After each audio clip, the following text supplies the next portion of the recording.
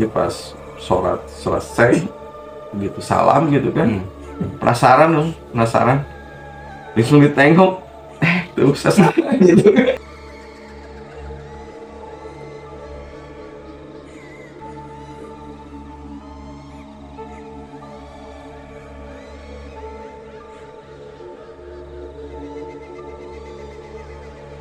Assalamualaikum warahmatullahi wabarakatuh. Sampurasun, baraya dimanapun Anda berada, baraya desa, baraya kota, baraya jagat raya.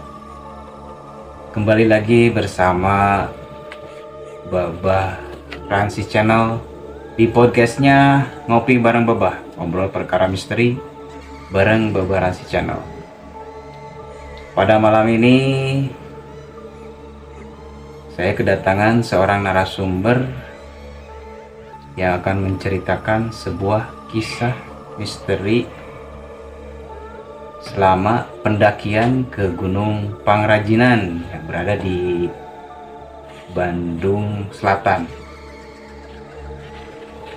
Seperti apa kisah lengkapnya, kisah misteri apa saja yang dialami oleh narasumber selama pendakian ke Gunung Pangrajinan, kita kupas tuntas. Saya ingatkan, jangan sekali-kali menonton podcast ini sendirian. Langsung saja kita panggil narasumber yang kebetulan pada malam ini sudah hadir. Assalamualaikum.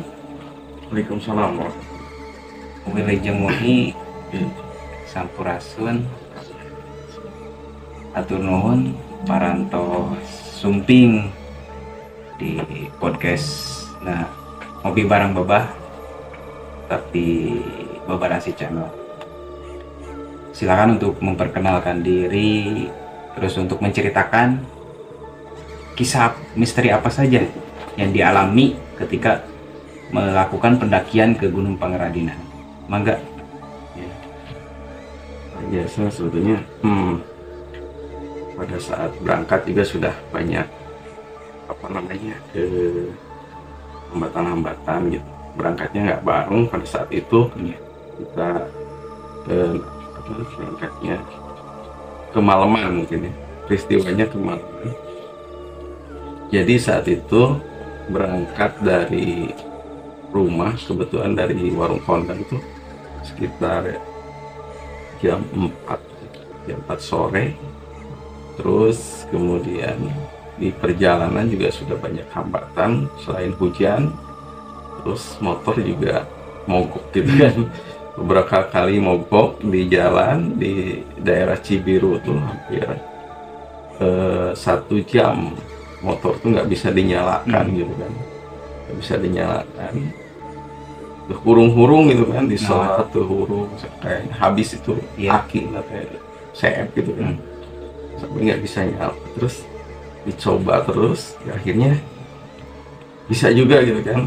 Kembali lagi akhirnya muncul, terisi lagi gitu kan.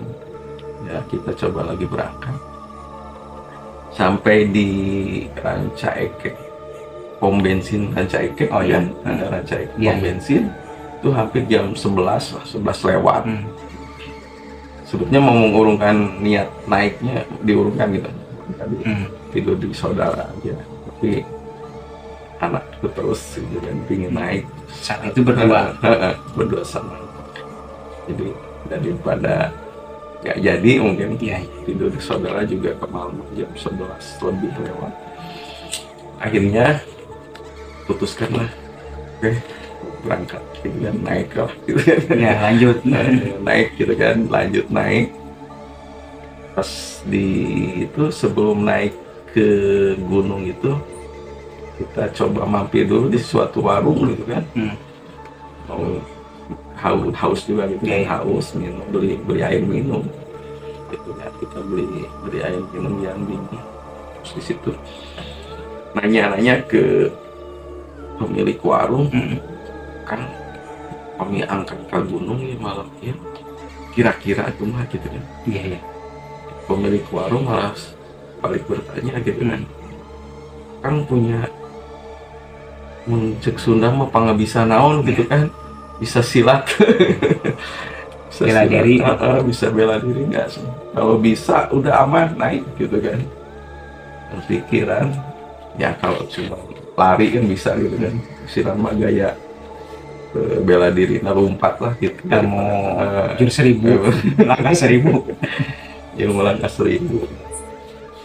Ya dicoba lah hawala gitu kan, karena Allah gitu berat coba itu. Karena memang semua keluarga sudah di atas gitu kan, dari sore sudah naik gitu kan. Cuman kita yang ketinggalan di jam waktu semakin malam kan. Waktu semakin malam itu jam 11 gitu. 12 mungkin jam 12-an lah kan. Kita coba naik malah pakai motor gitu kan. Daerahnya lumayan malam, selain sepi lumayan gitu, belum tahu belum tahu medan sama sekali gitu kan. Ini pada akhirnya diingatkan gitu kan, ini belum sholat gitu kan. Belum sholat gimana? Itu sekitar jam berapa? Itu sekitar jam 12 lewat, 12 lewat, hampir jam 1. Itu masih di perjalanan Masih jauh ke lokasi. Masih jauh ke lokasi. Tempatnya lumayan begitu naik. Kalau main ya lumayan lagi.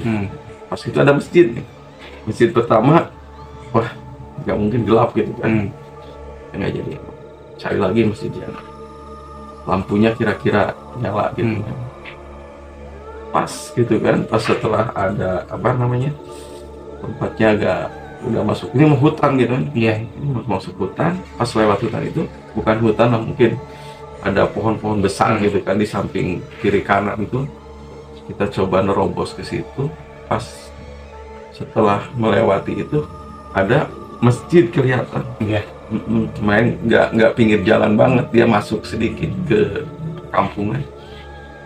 Udah masuk di situ, situasinya kalau malam kan mungkin sepi, udah pada tidur.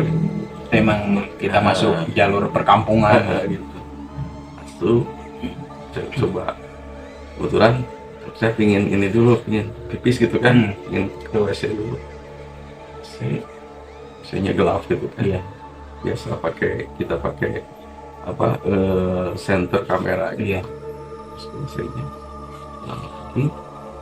Itu biasa, bahkan dikeraskan gitu kan biar penduduk situ tuh ada yang ini dengar, ada yang dengar, biar apa, ada pendatang itu mereka gitu kan mereka.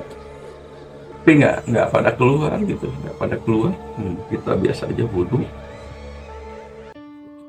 pas wudhu biasa gitu kan situasinya. Cuman tempatnya memang seperti apa namanya, tempat ziarah gitu, tempat ziarah. Si masjid tersebut masjid. Banyak ruangan-ruangan yang itu apa, kayaknya suka dipakai ngaji atau gimana gitu siangnya gitu. Gitu. Tapi pas waktu ambil wudhu, biasa kita wudhu, terus anak juga ngikuti wudhu gitu kan. Pas kebetulan sholat nih di ruangan di masjid sendiri, ada sebuah ruangan yang ditutup tirai gitu kan, tirai putih lah kalau misalnya. Tirai putih, kita coba di situ melakukan sholat. Pas waktu sholat itu memang situasi kan hening gitu kan, jempling lah bahasa Sunda lah, kuping cuma cai gitu kan, ngelocor gitu kan, di kampung lah, baca gitu kan, ngelocor cai enakin gitu. Takbiratul ihram, sholat, tiba-tiba seperti kedengaran suara anak-anak gitu kan, ramai gitu di belakang. Di belakang apa di luar? Iya, di luar masjid itu. Di luar itu kan ada semacam apa, musola tuh, melewati juga sebuah apa, kolam kecil yang airnya itu terus bersuara gitu kan. Itu ramai sekali di luar. Dan alhamdulillah gitu kan. Apa, di pikiran tuh tenang gitu. Tenangnya banyak orang yang awalnya emang sepi banget. Tapi ternyata di luar sana ada suara-suara yang bikin hati itu tenang gitu, banyak orang gitu. Terus mungkin mereka itu melihat kalau ada orang yang sholat di sana. Sholat. Udah pas sholat Yang dia kan anak saya tuh waktu sholat tuh bukan di belakang, dia kan di pinggir, jadi bareng gitu sholatnya, jadi apa, berbaris sejajar. Sholat tuh dikeraskan gitu sengaja. Sholat dikeraskan sengaja biar ini gitu, biar hati nggak ini gitu kan, khusyuk lah, ada terpengaruh yang lain kalau suaranya keras gitu ya. Maksudnya gitu. Cuman ya karena adanya suara-suara itu makin tenang gitu kan. Cuman anak saya semakin mepet gitu kan, sholatnya bukan ini, mepet gitu.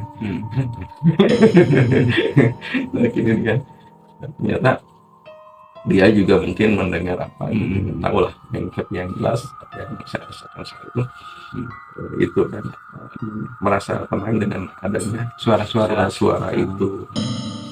Tapi pas sholat selesai begitu salam gitu kan, penasaran langsung ditengok, tuh sesat gitu.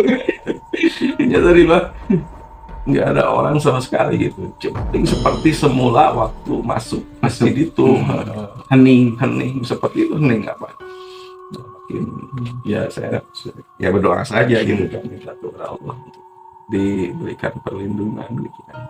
Apalagi perjalanan ke tempat tujuan tuh kayaknya masih jauh dari situ, masih jauh gitu kan. Selesai sholat gitu kan, pergi langsung berangkat lagi ke atas. Itu masih lama perjalanan ke masih mengalami beberapa belokan itu sekitar berapa lama lagi? Pokoknya pas di tempat parkiran motor itu sekitar jam 1 lewat lah, 1/4 kalau nggak salah. Jadi lumayan kan, agak jauh. Jadi sempat nyasar juga karena handphonenya itu kan mati gitu, jadi GPS-nya nggak berjalan, mapnya nggak ini gitu kan, lewat sedikit mundur lagi, balik lagi gitu kan, kayaknya belok lagi ke atas gitu. Di situ memang karena memang ada pengaruh dari yang punya warung itu kan, hati-hati di jalan gitu. Tiba-tiba itu ada motor di belakang gitu, motor di belakang ngikutin saya cepat gitu, dia juga cepat, dikurangi kecepatan dia malah sama gitu.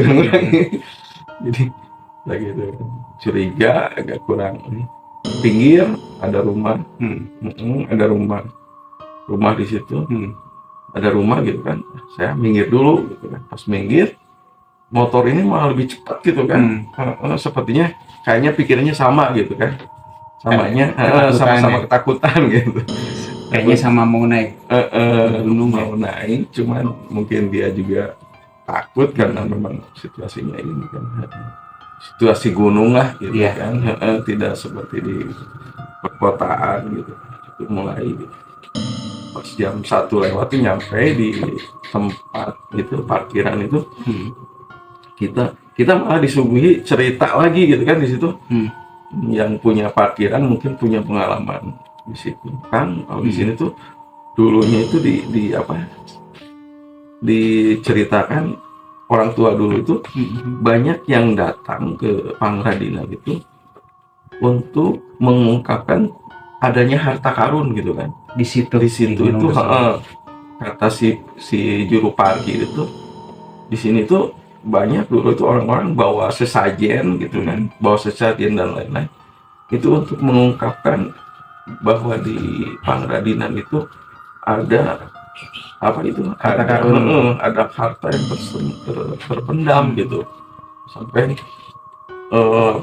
kalau orang Sunda mah, orang di mah sebeus ku sasajen gitu kan.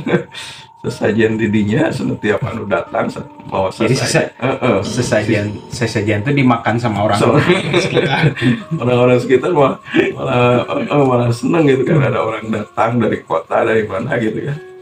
Itu karena mungkin mereka juga kayaknya mendapat cerita-cerita dari orang-orang tua mungkin datang ke situ. Gitu. Mungkin seperti itu perjalanan yang dari mulai berangkat sampai ke tempat parkir gitu.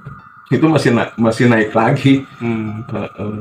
Itu sekitar berapa lama dari titik, kalau dibilang lah titik nol parkiran sebelum naik, itu sampai ke puncak Pangradinan itu berapa lama lagi? Apa emang naik tersebut sudah ada yang nunggu di sana, atau memang sendirian sampai ke atas? Kalau di situ, berdua sama anak. Kebetulan pas di parkiran itu ada 2 orang, ya 2 pemuda yang dari Bogor. Dia sengaja dari Bogor naik motor katanya. Itu memang tujuannya mau naik ke atas gitu kan. Tapi lama di tempat parkiran itu kan, ngobrol sama siapa? Sama juru parkir gitu kan. Dia masih ngopi-ngopi gitu kan. Pas nggak lama, memang sih juru parkir juga gitu, Pak mau naik atau mau tidur di musola gitu kan. Dia nawarin seperti itu karena sudah malam sekali gitu kan. Tapi si anak saya tetap pingin naik gitu kan. pingin naik, dikira mah deket gitu dari parkiran itu. Orang Sunda mah kan gitu kan, ada deket Pak didinya naik saya oke guys nyampe gitu kan. Tapi ternyata itu sekitar ada, kalau ini sekitar 500 meter lebih ya, dia naik ke atasnya. Pas habis hujan, jadi posisinya memang becek gitu kan, tanah merah gitu. Kalau pakai sendal itu licin, gogolosoran gitu lah naik. Gogolosoran kalau pakai sepatu enak gitu. Tapi nunggu itu yang 2 orang tuh dia ngajak bareng gitu kan. Dia juga sama baru naiknya ke situ. Naik ke situ itu baru juga gitu kan. Anyar selesai naik gitu. Nah, dia naik duluan, terus kita ikutin gitu kan. Itu beberapa diposisikan dia naik turun gitu. Sempet sih di waktu naik tuh sempet berhenti beberapa kali gitu kan. Karena memang lumayan gitu kan naiknya. Kalau malam itu terasa sekali naik ke atas itu. Capeknya gitu kan. Capeknya. Itu beberapa kali kita istirahat gitu kan. Itu berarti yang naik itu jadinya berempat. Jadi 4. Yang naik dari parkiran itu. Dari parkiran itu jadi 4. Tapi memang setelah nyampe di sana memang bagus gitu kan, biasanya banyak gitu yang ingin di situ. Berarti yang sepi itu selama perjalanan menuju ke lokasinya ya? Kalau misalkan udah di lokasi itu emang warung banyak. Warung ada gitu kan, ada warung. Ya nggak sepi-sepi amat. Kalau di atas mah ramai malah gitu kan. Terus apakah ada satu kejadian selama pendakian nih berempat pendakian, atau ada cerita melihat sesuatu atau mendengar sesuatu seperti yang tadi terjadi ketika ikut istirahat sholat di masjid? Kalau selama perjalanan itu nggak ada, karena memang sudah atas itu merasa tenangnya. Ada yang 2 orang itu, terus kita juga itu tidak ada kecuali gitu kan suara-suara yang sifatnya di malam hari lah, suara-suara hewan hutan paling gitu kan, hewan malam gitu kan, seperti itu. Jadi kalau sudah naik itu nggak ada cerita yang ini sampai ke puncak. Cuman memang di tempat-tempat sebelum ke situ yang justru menegangkan gitu kan. Maksudnya cerita-cerita sebelum ke tempat parkiran itu gitu. Yang tadi dikatakan sama juru parkir bahwa Gunung Pangradinan itu zaman dulu dijadikan, kalau zaman sekarang itulah zarah lah ya. Terus apalagi dikasih sesajen gitu. Biasanya kan nyari-nyari ya, orang-orang yang nyari-nyari harta karun lah, nyari-nyari kekayaan. Apakah itu selama jalur pendakian ini ada kelihatan tempat-tempat, kalau enggak dikasih tahu sama juru parkir, nah di sini titiknya di sini apa?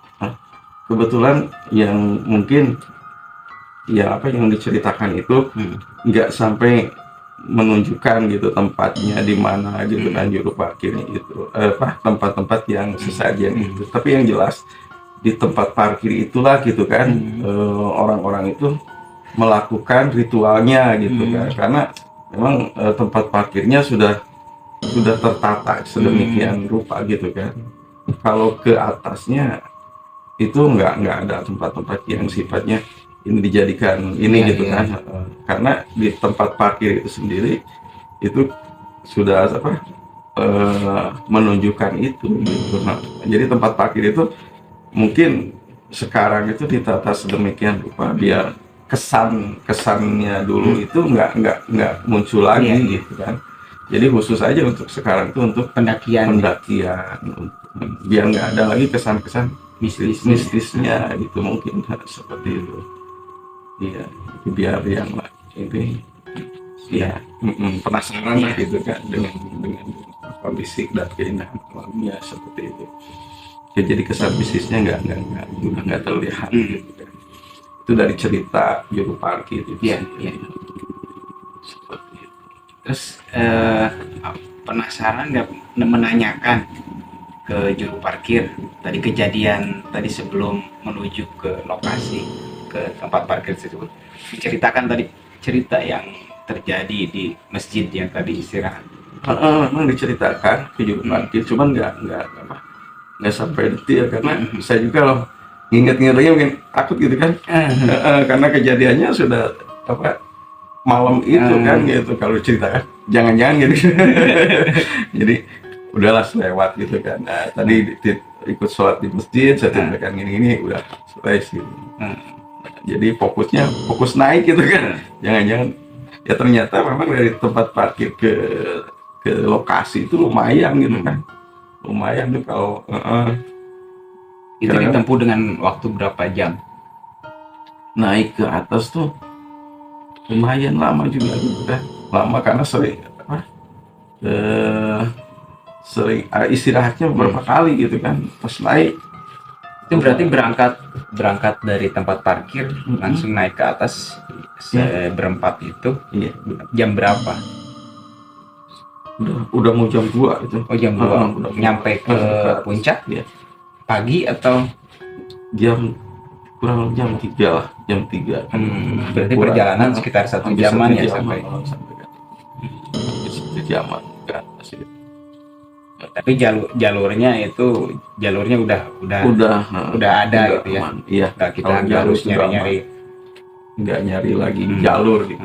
Itu udah nggak ada masalah. Dan jalannya udah atas sedemikian rupa gitu.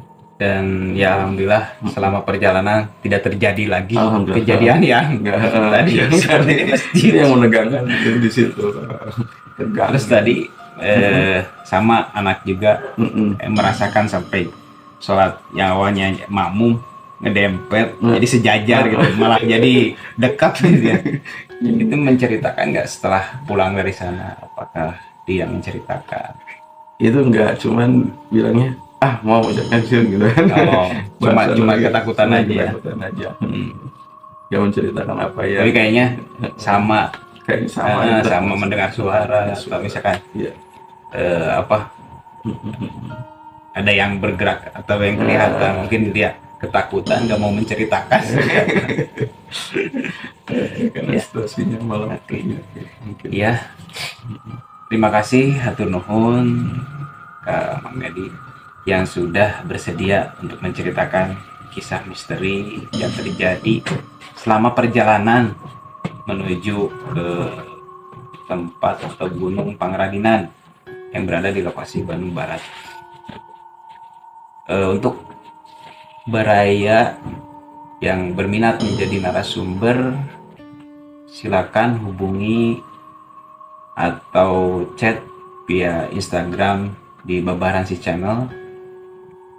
Kemudian untuk yang ingin promosi produk, mangga dihubungi di kontaknya Babaransi Channel di 081 932 714 711. Dan terima kasih juga baraya yang sudah setia untuk menonton podcast ngopi bareng Bebah, ngobrol perkara misteri bersama Bebaran si Channel. Assalamualaikum warahmatullahi wabarakatuh. Waalaikumsalam.